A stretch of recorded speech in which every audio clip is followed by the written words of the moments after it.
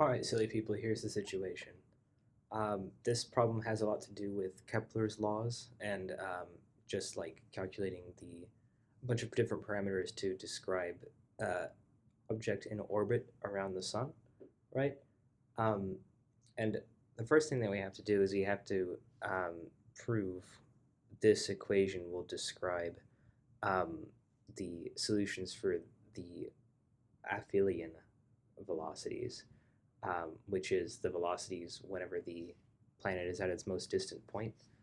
Um, to sort of get this form for V2, uh, what I did is I equated the um, energy of the orbit at the closest point to the energy of the orbit at the nearest point because energy has to be conserved, right? Um, and then just do a bunch of algebra uh, using the fact that L1 V1 is equal to L2 V2 um, quite a bit to get this quadratic form. And then you solve it using the quadratic formula, right? Um, but you use the smaller solution because V2, the theory goes, has to be less than V1. So that's why you use uh, minus instead of plus for the quadratic formula. But once you have that, we can write a program that asks the user to enter the distance to the sun and the velocity at perihelion, and then calculate the quantities L2, V2, T, and E. Right. So, um, okay, that is our assignment. We are going to start by you're entering a distance from the sun, and on this, that's called yeah. Okay, so when it's talking about the distance from the sun at perihelion, it's talking about L1. So we're just going to call it L1 equals float input, and then we're going to have it enter a distance at perihelion. Right? Yeah, enter a distance at perihelion, and then V1 equals float input enter a velocity at perihelion. Okay, and then we can use our formula to calculate what V2 is. We will need a few constants, so G is Newton's gravitational constant, so it's 6.67 times 10 to the negative 11. We'll need the mass of the sun, which was 1.9891, and that's times 10 to the 30, I thought. Uh, yeah, 10 to the 30 for that.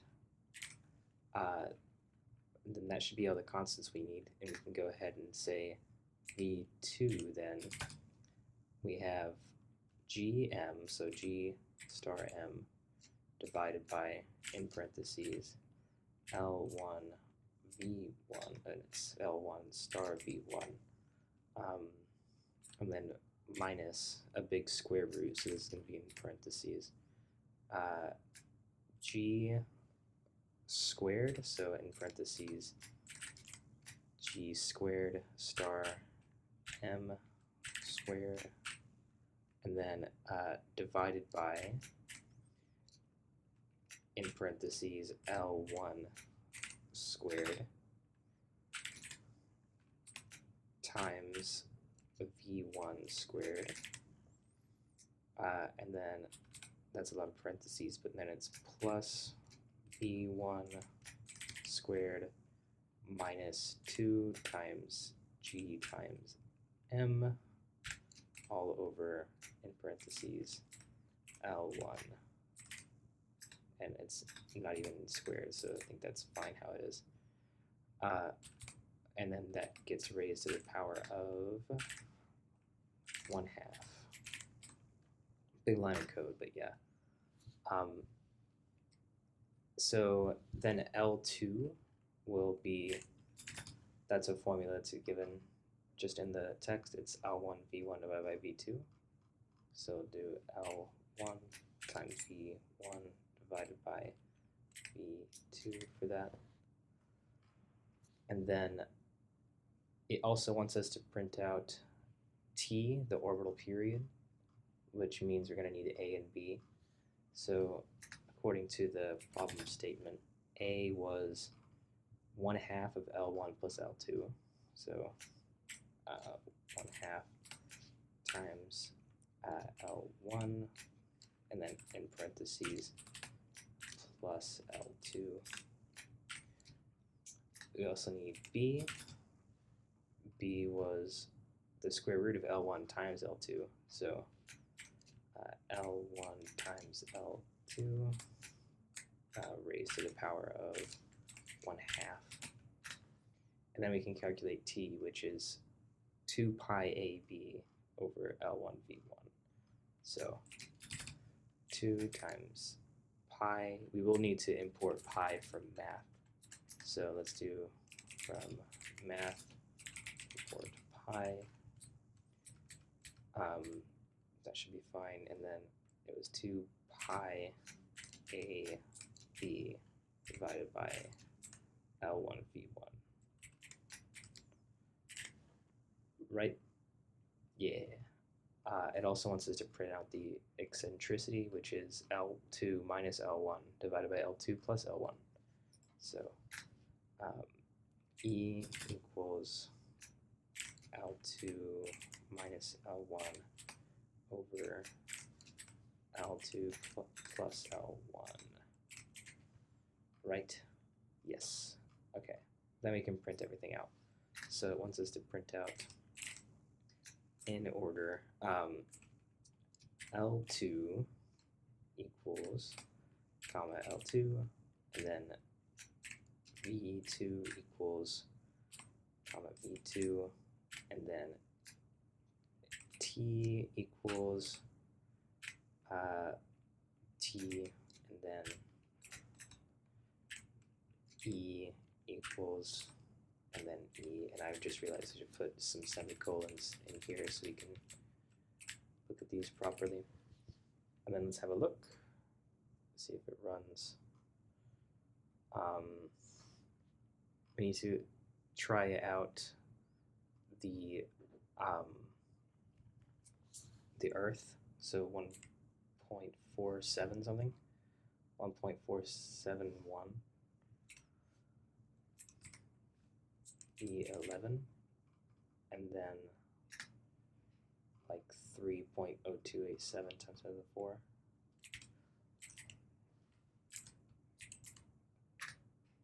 And it gives me back,